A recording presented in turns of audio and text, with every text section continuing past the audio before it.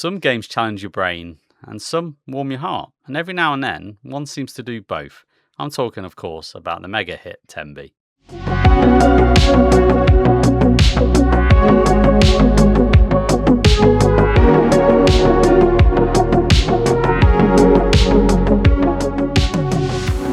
Welcome to the Just Play podcast. I'm your host, JP, and we're here with another Just Play with Others episode. And I'm joined by Benjie from Cosy Cub Games, the designer of the, mega hit Tenby. I'm sure you've heard of it, but I'm going to waste no time. We're going to jump across and basically speak to Benjie. Hello, Benjie. How you doing, mate?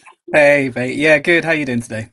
I'm good. I am sweating and hot, and I'm sure you are. Today is two of us. It's another heat wave week in basically the UK, and it's just crazy town. So yeah. Yeah, pretty much. Yeah. It's good to be here. Thanks for having me on. Hey, pleasure. Absolute pleasure. So I'm sure people are probably itching to learn more about Tenby and your kind of meteoric success with the game, but we're going to get to that. I promise we'll get to that. But I want to know personally is what have you just played recently? What's hit your table? Played? Yeah, what's the game that you just played? Oh gosh, last night we played Calavera, which if you've come across it, is a really small little dice game, roll and write dice game, based on like Day of the Dead stuff. It's really lovely. It's a favorite of ours of that kind of genre. Which is great. It's just roll the dice, pick a couple colors, mark them down, and if you go above a certain number of colors, you go bust. But like you try and like stack your points before you go bust. It's a really simple concept, but great little sort of filler at the end of the night when me and my partner that do other things in the daytimes or in the evenings get back late, and we're like, just want something to wind down. Yeah, you do. It's good to have those kind of games that kind of just chill you out. For me, similar game, not similar. It's probably not even remotely similar, but that feeling is Rebirth. Knizia game, and that for me is like just the chill game. All I've got to do is draw a tile out of a bag and put it onto a map. That's really all. And there's a bit more to it than that, but that's pretty much it. And you're like, minimal I get some points. Yeah, just minimal input, sure. But where you place that tile matters a hell of a lot. And absolutely, before you know it, not even an hour, the thing's finished, and you're like, that was great. So for sure, I like that. I like that. Even shorter than that, we played River Valley Glassworks. I don't know if you've played that one. No, I've not played that one. No. It's one of the all-play games. Picked it up at UKG just gone, and my partner and I played it with my dad. It's lovely. It's great. It's not anywhere near as complex as I thought it was going to be. It's very, very chill, but it has that exact same quality of you just take a piece of glass, place it somewhere, get some stuff. Yeah. Beautiful, lovely, simple concept. Does what it says on the tin. It's great. Exactly. That's what we want. That's what we need. So basically then, do you have a favourite or favourites of games that you come back to and go, you know what, it's always that one or it's always those three? And if so, what are they? I don't know. I think maybe from a nostalgia point of view, maybe like I'm a sucker for a worker placement game. I really do like worker placement games. Exactly. Yeah, joined the club, I guess. I mean, the game that me and my partner play probably most often or have played the most is Wingspan. That is definitely like, especially with the new expansion as well. I really like that one. That's really cool with the hoverbirds and things. Hoverbirds? That's not what they are. What do you call them? Hummingbirds. Hummingbirds. They hover. I think it's because we'll make it work. Hover that's come out, hasn't it? Yeah. So that probably makes it to the table most often, but like I grew up playing like Agricola and Catan and things like that. So like Agricola is like still, it doesn't get to the table, but in my mind I'm like, that's what I want to play, even if it doesn't get to the table once every couple of years. That might change with I did back the Awakened Realms Agricola Special Edition, which will be coming at some point soon. So it's coming. It's probably, is it this year or next year? I don't know. Yeah, they keep pumping out the special editions they just got Concordia on, haven't they, at the minute? And they do look epic and amazing, completely. But Agricola, I own the 15th anniversary box one, which is the old very nice. I'm all right with that. I'm good with that. So do I need the special? No one needs the special edition. It's about one. But it's the zombie. Did they do a zombies one, or they touting to do a zombies version of it? I heard. Oh, really? No, I didn't miss that. Yeah, you got Agricola. I think you're still doing the farming thing, but there are no zombies involved. I'm like, but like a survivalist Agricola. Yeah, interesting. Basically, yeah, just because. I'd play it. Sure. Yeah, farming isn't hard enough. let alone Yeah. throwing some zombies in the mix. But there we go. Yeah. Oh, Oh, cool. good. Yeah, Agricola is solid. Yeah. It's kind of like a it's kind of one of my cozy games, even though it can absolutely Mm, infuriate the crap out of me because it's mm, worker hmm placement at its core, basic. But mm. I'm going to take that wood, and now my whole thing, my strategy's fallen apart because I need a 3 wood, and now I can't get it for another 3 turns. And you're like, Yeah, "Grrr." yeah, exactly. Yeah, yeah, Yeah, I'm for sure. trying to get those extra workers sometimes, and people just block you. It's interesting. I do enjoy Yes, it. I yes, for like sure. the evolving board of workers placement spots. I like that. Mm, yeah, That's quite yeah, the general crafty. power curve is good in it. Yeah, yeah. Like another one that my partner and I like playing is the Raiders of the North Sea, I think it's called. Have you Oh come yeah, across yeah, that one? yeah. Shem Phillips Yeah. ones. Yeah, yeah, Yeah, all of that sort of series. I really yeah. like that as well from a placement point of view. That is a mechanism I really like of placing one location, picking up another. That's There's a it. really nice sort of rhythm to that. And yeah, it's just a really neat game again in that regard. I think really well balanced. I think I Yeah. really like that one. Yeah, nice. Yes, I haven't played it. I know of it, but I've not played that one. The only ones I've played in those Mm, series is Architects of the West Kingdom, yeah. Paladins. I've played. Architects Not is the. brutal. It is brutal. It is brutal. Paladins is a Uh, mind melter, for I have not sure. played that one. Yeah, it's good, but it's just like, ugh. The Viscounts I've not played, and any of the ones after. To be Mm. honest, I've just not had the opportunity. Too many games Yeah. on. Well, it felt like Too they many started games. like really pumping them out as well, which is great. Yeah, They're they good did. games. So yeah, Yeah, look yeah, forward to they playing did. them. Mm. Cool, nice, nice. So a lot of times I like to ask guests, Benji, is how you got in Mm. the hobby. Like, was yours? I started early and I've stayed in the hobby space, or have you kind of dipped in and out? Where's your board Yeah, gaming kind of. tabletop journey? Yeah, how did it work? Pretty. I don't know if you call it classic, but like both my sets of grandparents played games in different regards. So my mum's side played Scrabble and Cluedo and Rummy Cub and all those kind of classic games. Yeah. Um, with a bit more of like I guess of an emphasis on like the more intellectual, I guess, side of Mm-hmm. things. Yeah. So I played a lot of, especially like Rummy Cub growing up with my gran. That was definitely like I'd go stay there for weekends and things, and um, that's a pretty enduring memory. Yeah. And then on my dad's side, they had games like Buccaneer and Totopoly and like a bunch of like super cool but really old school games. Like I guess that were sort of part of the path of progenitor towards Yeah. the modern board game scene. Um, which is really cool. I really, really love that. I got really, again, like nostalgic memories for Buccaneer, especially like playing with cousins around a table because we'd all meet there, Yeah. for Christmas or whatever. But then like I guess the introduction to the modern game world was really through German friends. Um, the town I grew up in happened to be twinned with a town in Germany, and my mum Okay. was like a steward or secretary or something of the committee. And there was a family over in Germany whose son wanted to come to Wales to for A levels, and he came and stayed with us for a couple of years, which is really cool. Nice. He was a really nice guy, but with him brought things like Catan. I remember going over to Germany beforehand to meet him and his family and That things. I makes so must have much been sense. 15. Yeah. Yeah, yeah. And Yeah. so that would have been in early 2000, very early 2000s, Yeah. playing Catan in Germany and then bringing it back because obviously it was the most mind-bending thing ever to discover as a kid.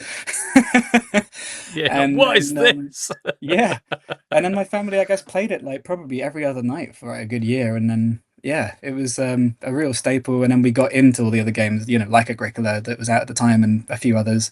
Yeah. Um, I think Tigris and Euphrates was another big one that we Mm. played a lot at the time. That was really cool. Yeah.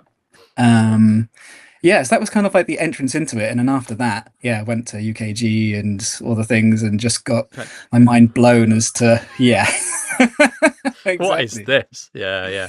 And UKG It's must have been half the size it is now, but Oh even yeah. so, that was Yeah. I yeah. mean, when did you start going to UKG I mean, I roughly? haven't been every year, but probably the No. first time would have been 2010, something like that, Yeah, maybe. okay. Yeah, Yeah, in the yeah, early-ish days. Yeah. Okay. Yeah. yeah. Definitely a smaller fair. I think my first UKG was 2017, 2018 maybe. Mm, hmm And hmm even then, I've seen such a dramatic difference in the 8 years that I've been going on and off. Obviously, Yeah. COVID was the thing, and we didn't go. I think a year or two in that middle. But yeah. So yeah. hmm Okay. Nice. Yeah, Nice. yeah. Cool. Okay. That's cool. That's cool. I like that. The exchange student bringing the German fare over to the UK and getting you into some more fun stuff. So yeah, Yeah, for wicked. sure. All right. Well, let's get into it then. Let's talk all about Cosy Cub. So Cosy Cub Games is your company, Hmm. and I want to know, how did that start? Like, did you have the Cosy Cub Games company to start with, or was it with the birth of Tenby that these two things have kind of just became one? So yeah, how did that go? Yeah, it was exactly that, the second one. Yeah, Yeah, I mean, had I been able to do the whole project without creating a company, I think in some ways it would have been preferable to do that. But actually, I'm really glad I did, and it's really nice to have that like brand out there, and it's nice having a face for the things which isn't my face. I think that's also really important as well. Yeah, no, they definitely evolved at the same time. At the time, I decided to more seriously think about designing board games as not just a hobbyist, because I'd done that for 10 years or something before. yeah, yeah, Uh, it was a real sort of life decision of, moving from one career to another potentially. And there was a bunch of sort of legal reasons for doing it as well, of importing rules and things, making sure that were I to run a successful Kickstarter, then yeah, there's all the technical things about, okay, yeah, well, you need some vehicle for importing and exporting stuff, and it seemed like a yep, limited company was the best option for that.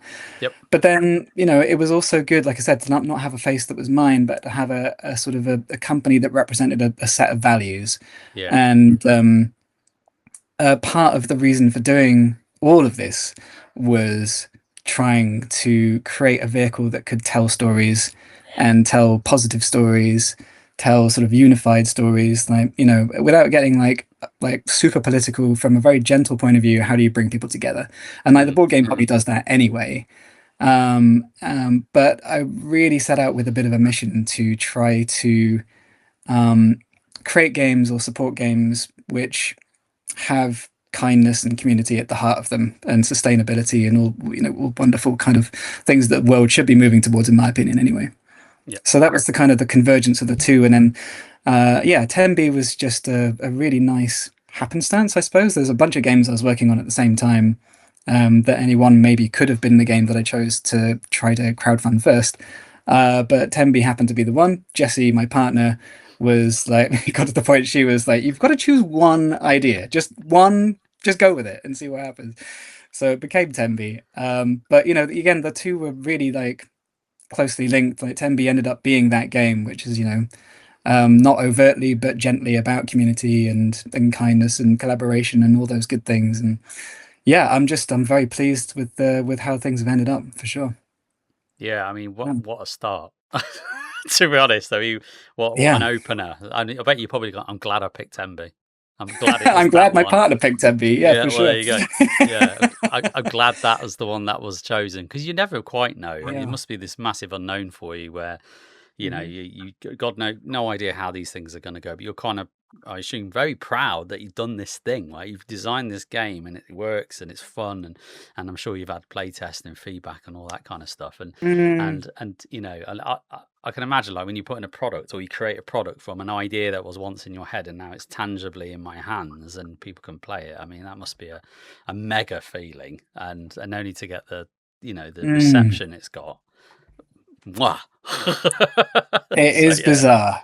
yeah, Yes. Everyone I have talked to about this has, that same kind of thing of like, it must be crazy. It is. It really, yeah, really is crazy. yeah. But I think for me, it was never, I never had expectations or designs on it being anything more than just a project. Like Mm. it was really for me to try and figure out, okay, do I like designing games as a main thing? Do I like running a company? Do I like, doing all of that stuff? Because Test it. before, for Yeah, 15 years, I was a composer for film and TV. That's my bread and butter. That's what I trained in. yeah. And I love that. But I really wanted to, like I said, come and tell my own stories rather than support someone else's stories. And yeah, it was supposed to be an exploration. And then the exploration turned into a project, which turned into a business which turned. Yeah, I mean, I feel very grateful, very, very lucky, and it has been a whirlwind. Yeah. Certainly some stressful times throughout that. Definitely some stressful times. But right now, yeah, definitely I can look back and think that was great. I feel like I handled myself all right. And yeah, enough that it got enough attention to warrant Mighty Birds getting interested Yeah. and wanting to support the game, which I'm just again blown away by, and kind of constantly find myself sort of pinching myself a little bit, being like, is this actually happening? Yeah. And then Did this is real? Yeah. yeah, and then you end up with UKG this year with the games being Waterstones and then them selling out, and I don't know. It's baffling but wonderful. Maybe that's the best Yeah. way of putting it. No, it's really good because you know the phrase "the flying off the shelves," right? We've all heard that. Like products are flying off the shelves, right? I've never actually seen it happen until my own eyes. Honestly, at the UK Games Expo, and I was at Waterstones because I think two friends of mine wanted to get a copy of Tenby. They had heard that Waterstones had some copies in, so it's the Friday. They're in the queue, and it got stacks and stacks of this game. And I could just watch them like within not even nanoseconds, like just getting people in their hands, like and I was just watching there going, bloody hell, like this is mad, but all in the best way. And it kind of takes me back, mate. It takes me back to when we had a kind of an interaction on Instagram. I think you messaged me when I was doing the Whose Turn Is It Anyway podcast, and you said, "Hello, I'm Benjie, and I've got this game called Tenby, and it'd be cool if you want to like check that out." And I was like, "Yeah, go for it," because obviously we had a larger ensemble at the time, and Becky, I'm sure you've met, and and I said this for me, like because I tried to pair games up with the members of the old squad, because I'm like, right, who does this kind of fit into that side? And I admittedly, Benjie, I kind of went, I think this is more Becky's thing than my thing, right? And that was a mistake because I've played this game now, right? So I've eaten my own words. But I passed it to Becky and I said, go and play that and see what you think, and we can chat about it on the show. And that's what she did. And so to go from that position to then, hearing about your kind of deal with Mighty Boards, and I was really chuffed. Honestly, I'm really chuffed for you because we met you, I think, at Expo last year or the year before. That's right. So we finally got to meet you, and we were talking about the success and the fact that you were just selling out even then before that announcement happened. And then it's just been, I was like, oh my god, what a success story to have been a part of, and then witnessing literally this game just go flying straight off the shelves, mate. I was like, I'm well chuffed for you because it's such it's been a strange road. Yeah, it has. Yeah, it's been a strange old road, but yeah, I have played Tenby now. I literally I am ashamed to admit it was the first game I've played was at the last UKGE, because finally it's no shame, it's fine. I know, but I mean, I've been saying I want to play this game, and then for whatever reason things happen, and then I thought, no, I'm bloody playing this game at Expo, and we did, and we had a blast. So I was like, yeah, I should have kept it. I think a lot of people are surprised by how tricky and how much depth there can be if you look for it.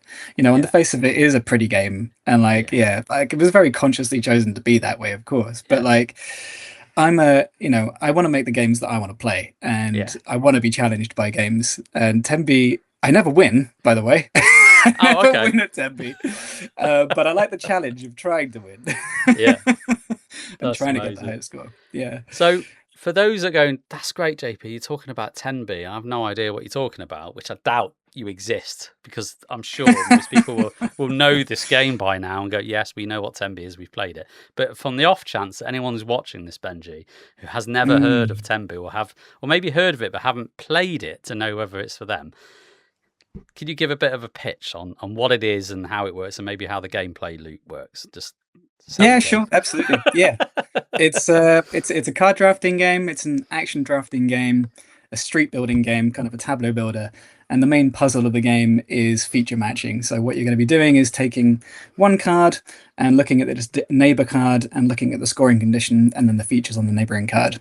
Yeah. And each card at the bottom's got a scoring condition which looks for a feature, and that feature's worth a certain amount of points.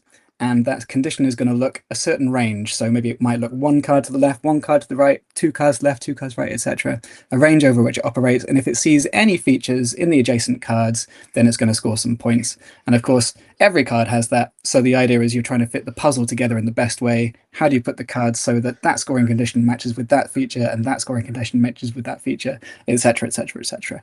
So that's the kind of the challenge. And then the gameplay loop is a action selection mechanism with a dynamic turn order. So what you're doing is, in a particular order, you're going to choose an action card that you want to draft. So there's two phases to the game, the night phase and the day phase. In the night phase, you're going to take your counter in ascending order to any one of the cards that's available, and everybody does that before you then resolve the cards, and the action cards then resolve in least powerful to most powerful. But because the market, the area that you're drawing cards from, is exclusive for that round, the players going first get maximum choice. Cards aren't replenished during the round, so by the time you get to the end of the round, even though you might have the more powerful actions and more numerous actions, there's less available to you.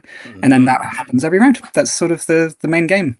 And that's the genius bit, is the bit where you're bidding, like, I want to do all those three. I want to pick that card up, and I want to, the ports or the beer or whatever, and I want those cards, and I want this, and I'm like, yeah, but I know they want that as well. So I really want this particular one with the red house. I want that red house because that.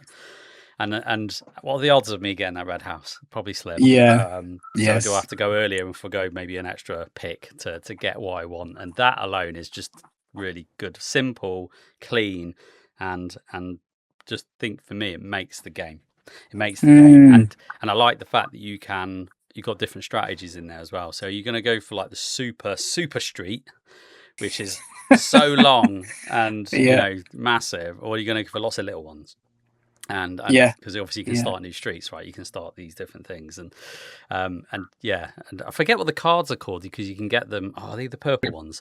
They the residents, residents. Yes. There you go. Yeah, the residents give you a bit of a nod to a direction. So it's like, have your longest street of this, or do something. So it literally not tells you what to do, but it gives you and you can get more of those in the game, right? So sometimes you end up having lots of different things and different strategies. So it's like I say, Benji's explained it in probably under a minute, and it is that simple to kind of pick up and play. But when you're playing, you're sat there agonizing over your street and go, oh my god, I've got to find these lampposts. Like, I've got to put that there, and it is a puzzle of your own making. I mean, that was the thing that I was not surprised, but like really, really pleased with, that people enjoyed, was the aspect of sort of the Where's Wally-ness aspect of it, of actually looking at the table and having to find the features on the cards and really enjoying that process.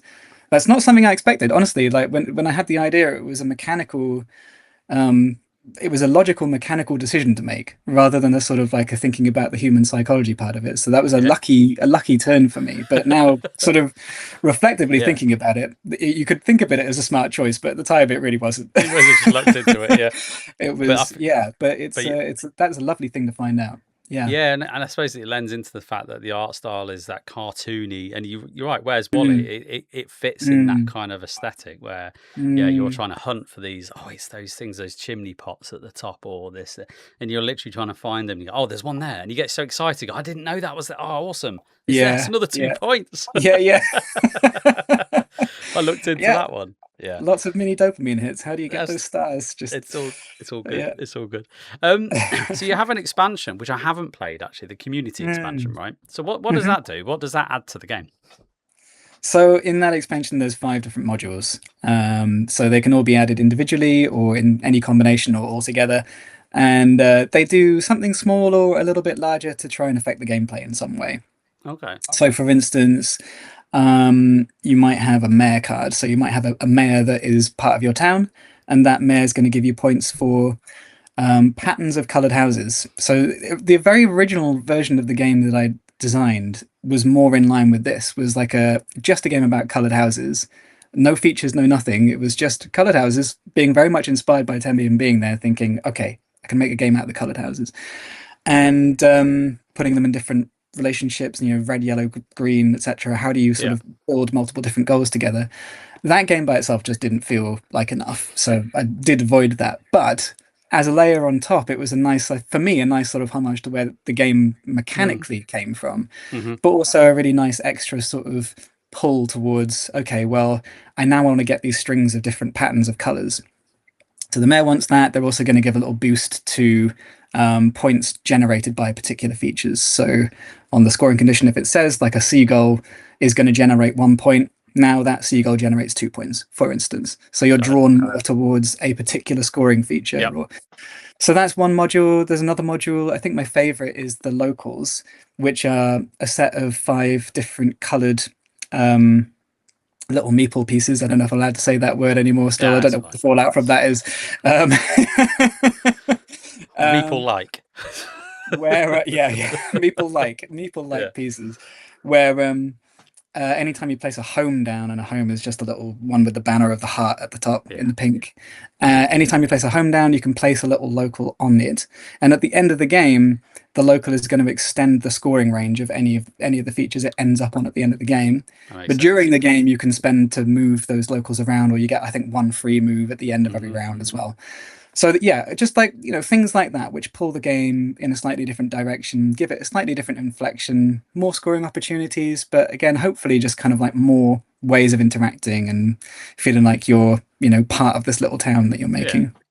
That sounds cool. I'll have to check that one out then. So obviously you mentioned you're from Wales. Are you actually from Tenby? I'm not. No. Is there a happy coincidence there, or what does Tenby mean to you? Like, why Tenby? It's just I fancy Tenby. No, it does have some meaning. So my mum used to take me and my brother to holidays in West Wales, and Tenby would be one of the places that we'd go to. And so I'm from Llandrindod, which is in Middle Wales. Okay. And so it's a good couple of hours to the coast. Remember the car journeys as a kid. But yeah, very much like remember being there and having a great time. And so that's sort of part of it. My partner and I still go there now for holidays, like, when we can get away, because we live in Cardiff. And although it's kind of just down the road, it's still almost a couple of hours to get there. Yeah, still a while. Yeah. It's still a while. Yeah. But 8 years ago, my mum died. And so it was kind of around about that time I started thinking about different direction in life, different sort of, what was going to make me happy. How could I figure out where I wanted to go and what I wanted to do? And Tenby is kind of a way of honoring her as well. Like Nice. the things that parents do for you when you grow up. They didn't need to take me on a holiday, but we had great times. Yeah. And it kind of hits in the nostalgia feels for a lot of people. And yeah, so there's part of the core of the game is trying to honor my mum through it as well. That's such a lovely moment to be able to do that as well, because I think we can all think of places in our childhood, like as you were talking then I was just thinking about kind of where I went on holiday. And my mum passed away probably 10 years ago or something now. And I think of a place called Goathland, which is in the North Yorkshire moors, and it's a place where back in the was it 90s, it used to be a TV show called Heartbeat. It's basically filmed in this place called Goathland. No way. Yeah, and we were going there before Heartbeat was even a thing. So like we'll be in our caravan just in the middle of this field in the middle of nowhere, and then suddenly all these TV crews have just descended on this very quaint little village, and I'm thinking, what is going on? And it's all suddenly, 6, 9, whatever months later, this new show comes up, and there's all the locations. That's the pub we go to. This is one of the characters is a farmer. He's a bit of he's a bit of a rogue. He's a bit of a naughty one, and his farm is where we would stay. Literally, it's like this is absolutely mad. So yeah. So when you were talking about little, places you go when you're younger that resonate with you, with people that are important to you. Yeah, there you go. Maybe I should create a game called Goathland. There we go. Yeah, I was just gonna say. It would be destiny. It's my destiny to do it. You've inspired me, Benji. But I don't know if it'll be any good. So let's see. I'm not a designer. I play them, but I'm not sure I could build them or craft them. Who knows? Never seen them. I mean, can you call it Beat Heart? Maybe that's. Yeah, you can't sue me anymore. That show's dead. It's all good. Cool. Okay. That's just funny. It's making me laugh. So what's the kind of one mechanism then in Tenby that defines the whole experience for you? So like if you were to kind of hone in on one thing, what is it about that game? Yeah, good question. The one thing, I mean, the core of it really is the puzzle. That really Yeah, is the core of the game. But I think you did identify that what makes the game is the feeling of the action selection mechanism. yeah, And that was the very final piece of the game to come together. Everything right, after that was just sort of balancing and tweaking here and there. But um, I was really inspired by playing a game called Electropolis, which is from a Taiwanese designer, I want to say, or Singaporean. I feel okay, bad now, sorry. sorry, But it was at the time I was doing some reviews with the UK Board Game Review Circle, yes, and so that was one of the games that came through. I really liked it, actually. It was a very small game, but did what it did really well and really efficiently. yeah, And one of the things in that was a really nice action selection thing, where I think what it was you had a board, and all around the board there were all these different tiles, and what you selected was turn order for how much you were getting, and it wasn't where you were getting it from, but what you had to do was select sort of like tiles that were in a row mm-hmm, around this table. So you could select one and definitely go first, or you could select you were going to take four tiles but definitely go later or something. So that was the inspiration point for sure.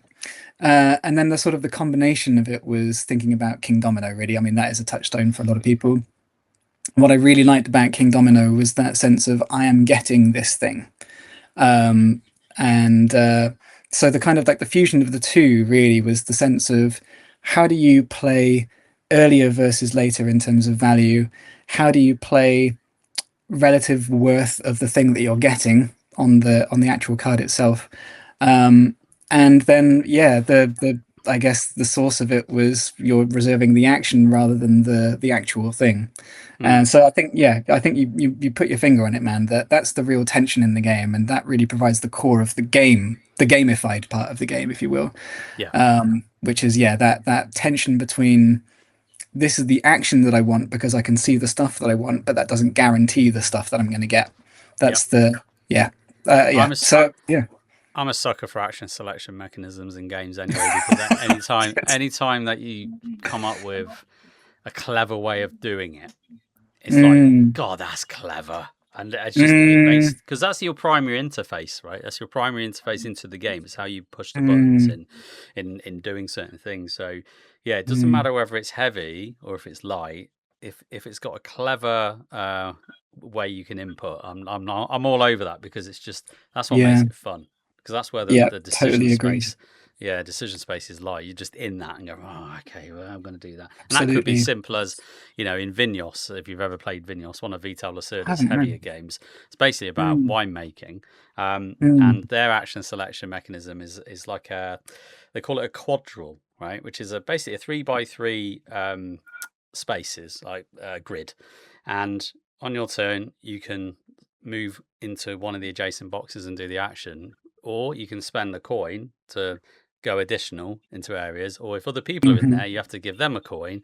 And it's that little, it's mm, like the game within the game. You're like, oh my yeah, God, Jesus, how are we yeah, doing that? And I love it. Like yeah. when designers come up with really innovative ways of messing around with how you take actions, which is a simple thing. It could be play a card. Absolutely. It's like, actually, Yeah. now I'm going to do something slightly different. It's cool. I really do like that. So It's beautiful, isn't it? I mean, yeah, I'm very yeah, keen on that as well myself. Like I always want players to feel like they have agency. Like when I'm in a game where I feel like I don't have agency, it's fine, yeah, I could play it, but it doesn't really bring me satisfaction. Like it's yeah, fine if it's a social experience, that's great. That's a whole other sort of category of game, which is really worthy and wonderful. yeah. But the kind of games I want to make are very much which, I grew up playing Go, playing Hmm. Baduk, if that's what you know it as. Yeah, And that is only agency, really. There's nothing else other than just you have the choice, and the choices are numerous, but you yeah. have the choices. It's all you. And so I kind of feel like that's sort of one end of the spectrum, and the other end of the spectrum is Snap. How do you sort of like, It's where are true. you going to Yeah, choose between like those two extremes to yeah, place like this idea of agency versus chance? And Yeah, you're right. I love those games as well, where the designer makes you feel like you have agency, but the design brief is like, but you Yeah. can't do everything. You No. could, but you can't. Like, yeah, Yes. We're not going to let yeah. you. So you'll be in turmoil about what you do. Like, no, Yeah. no. That's it. That's where I'm happiest, weirdly, when I'm in anguish. Yeah, absolutely. I mean, we're all sadists, really. We Yeah, just we are. love it. We Yeah. yeah. Hardball sadists. Yeah, that's exactly where we are. So I've got a couple of questions from the listeners of the podcast, and I told them that you were coming on. So we have a Discord server, Okay. Yeah, and basically I said Benjie's coming on, and they said, yeah, we'll shoot some questions. So if you're good, I'll pass you some of these. So absolutely. Zach has said, what is your dream bling to have in a game? Now, not necessarily in Tenby, but generally in a Mm. game that you might design in the future. What is your dream bling? Dream bling, components that feel heavy. Something with a bit of weight, yeah. Yeah, I don't know, man. There's something about like the game can be, and again, as simple as you like, but like if it's got a nice weighty coin in it that's made of metal, I'm a happy bean. It's weird, isn't Yeah, it? Yeah, why is that? yeah. Yeah, Again, it's the psychology of something between, things that feel good, things that like feel that they have weight, sort of generally sometimes have more weight in your brain. Like, I don't know, it's yeah, satisfying. Yeah. yeah, So that from a component point of view, yeah. I mean, we've already spoken about like mechanisms and things. So anything yeah, that feels like a tasty action selection yeah, worker placement mechanism, that's my bling mechanically. yeah, yeah. But yeah, give me a nice heavy coin. You know what? I Yeah. was like, yeah, this bling thing is stupid, right? Why do we put ourselves through it? And then I got myself, no, it was for Christmas. I got some weighted alloy dice, right, for Ooh. a game called Hoplomachus, which is a gladiator battle game from Chip Theory, and Hmm. I got these dice, and I thought, oh, this is gonna be stupid, and I picked them up, and I went, ooh, it's just like, ooh. And it did something to me, and I'm not quite sure what it was, Benji, but it did something. And then you roll Yeah. them, and the trouble is with these dice, like you have to put them in the dice tray or a dice tower, because if you roll them into, I've got a gaming table, so I'm fortunate to have one. But if I rolled them into the side, they would probably just stick themselves into the wood, and coming at some Wow. force because they're so heavy, like dunk. Amazing. That's But to roll great. them is cool. It's really That's good really, fun. really cool. Yeah, it's Yeah, really good fun. man. I mean, there's something really specific about dice as well. There's something so like primal about Yeah, rolling a dice and like yeah, having that weighted in your hand as well. yeah. Yeah. Chunkier the Yeah. better, I think. A chunky Yeah. dice, like a big bloody dice. Cool. Mm. Okay. So thank you for Zach for that one. So next one is Martin. So Martin has said one of the things that he likes about Tenby is the modularity, and I'm assuming he means the community expansion if he's got that. Do you have a preferred version that you like to play personally? Hmm. So far as All of like the it. sort of the yeah, all of it, a little bit. Yeah, it makes a very long game though if you have everything all together. Um, yeah, I think the combination I really like the most is using the from the community expansion anyway, using the visitors Mm, expansion, the locals, and then having the accolades from the core game. And then if you had the Kickstarter version as well, there's a little mini expansion called the Guides, which are a red-backed card. And they do some things to mess around with like the turn order or like some okay. sort of slightly more drastic things during the game, but like one-off abilities. That combination is like a really interesting um, combination because you can do some things to affect your own scores, like moving the locals around. The visitors will pull you towards like getting certain cards from the market on a given turn. The visitor on a specific turn will want a different thing. So, like if you collect a card with a feature on that matches that thing, you're going to get some points at that moment in time, which is really Hmm. cool. So, cut some things to help yourself, but then the accolades at the end is like, yeah, who has the most of these things? I really like that. And then the guides throughout the game can really mess with your plan, and I really like that as well. So it's Nice. yeah, I think that's a good combination. Yeah. There you go. There you go, Martin. That's how you got to play it, pal. Got to play it the Benji way. So yeah, follow that and let me know how you get on. Cool. Okay, mate. So probably kind of one of the final questions I've got for you is, Mm. what's next for yourself and Cozy Cub that Mm. you can share, if you can share anything at all? So, Yeah, yeah. happy to share. Yeah, I mean, no concrete sort of plans at the moment in project wise or another, but there's Hmm. plenty of games I'm developing. And what I can say is that I'm really keen on trying to go like one step further with the mission statement of Cozy Cub Games, Yeah. which is to try and build games around stories that sort of to have a different narrative at their core, which reward players for doing particular things. So like I love all like board games with huge amounts of conflict. I think are great. Like it's difficult to have a game without some level of conflict. It's just part of life, and that's great. And how we navigate that is a story worth telling. I think there are plenty of games out there that have reward systems that are named particular ways that reward you with certain things. So, for instance, like games that are based in historical settings where maybe you're getting slaves and you're Mm. moving those around, and like there's a sort of narrative around that. Although it might be historical, you're being rewarded for doing certain things, and Yes. like it's I can see why it's there. Totally fine in some regards, but also there's plenty of other ideas out there we could be exploring. And I think trying to find ways that we can create narratives which still have conflict within them, but which reward you for doing things. Like the points might be named a certain thing, or instead of it being 100% about resource extraction, it's how do you use those resources? What's the narrative behind the Yeah. thing? So the games I'm exploring at the moment is how do we make that a mechanical aspect? How do you keep the narrative nice and consistent and clear and interesting and that people want to engage with, whilst having this sort of maybe more collaborative uh, what's the word I'm looking for? Sort of like competition, but sort of friendly competition. I don't know what I'm looking for. Yeah. Something like that kind of. It's the reason I'm having difficulty talking about it is it's quite a difficult concept to try and move towards from a mechanical Yeah. point of view. So Yeah. yeah, that's what I'm doing at the moment. I've got a couple of ideas that are nearly ready to share, but I'm going to hold Not back quite on yet. sharing exactly them just for the moment. That's But fair. that's the kind of like the flavor of the background.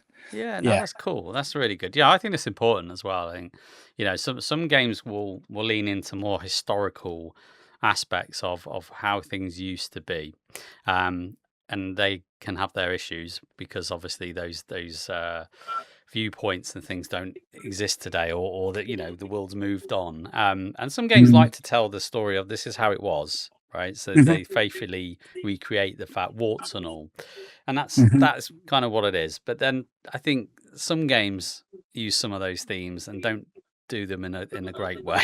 So, Mm. Mhm. and I Mhm. liken to a game. An example was, what was it? Mombasa was an example, which they did a reskin and they redid it Mm. and turned it into Sky Mines. So same game mechanically does the same thing, Mm. but changed the narrative around what that game was doing. It was something that was around colonialism, back in, I think it was in Mm. Africa, to moving it to basically you're on a moon and it's very sci-fi setting, so completely different, not in the real Mm. world, Mhm. future, something slightly different, and Mm. it just made you feel in a different way to what you were doing when you're playing a game with that sort of topic in. So I completely get it. And I think as Mm. board games and board gamers, inclusivity is a key. Like we want to feel Yeah. everybody's got a part or role to play within this hobby and not to be excluded because of some subject matter or this, that, and the other. So yeah, the fact that you're kind of looking at how do we retain some of those things that are in board games that are inevitable, like you say, conflict or competition, but not make it Mm. so fierce that it just pulls people off. Mm. That's tough. That's a Mm. tough one to come up with, right? It's hard, and it Yeah. won't be for everybody, but No. that's not the point. The games that I will make in the future won't be liked by Mm. everyone, and that's totally fine. Like that's not an Yeah. expectation. It's a general, I think, attempt to be a part of a move that moves the center of board gaming in a certain direction, right? And I feel like that's the kind of journey that the film industry, the TV industry, novel industry, all the kind of other main ways in which we engage with stories, that's been moving in that direction for the past 10, 20 years, or, arguably has been on that journey since, those things were invented. And I feel like, board games are just maybe 5, 10 years behind, and it's a bit of a catch up thing. And yeah, I mean, given the choice of the stories that I have to tell and that I get to choose which ones I tell, then those are the ones I'm going to choose to tell. That makes sense. Makes sense. Yeah. You're in the driving seat, pal. So you do what you want to do that makes sense to you. So cool. Okay. So last question for you then, Benjie, is what are you looking forward to? Anything on the horizon that you're generally looking forward to? And it could be anything. Man. Yeah. So, I mean, other than designing, of course, which is a real dream and a joy, my partner runs a swing dance organization here in Cardiff. We dance and teach Lindy Hop nice. locally and internationally as well, and that's a great joy. We're looking forward in July to our annual festival that we run here locally that Jesse and I teach at. Which is a lovely thing. And then later on in the year, in November, Jesse's putting on Cardiff's first ever International Lindy Hop Festival, which is going to be super fun, really cool. Lots of new challenges with that, but it's going to be great. I'm sure it's going to be great. And so my whole, that's another life.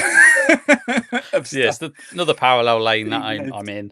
But that's cool though, because that's the truth for most of us, right? We've got all these different aspects to us. Like, we do this, I do podcasting, but there's so many things I'm involved with work and personal life and other hobbies and things. So yeah, it's cool to learn a bit more about that about people. So yeah. Oh, good luck with all that. Sure. That sounds cool. Thanks, man. Appreciate it. No worries.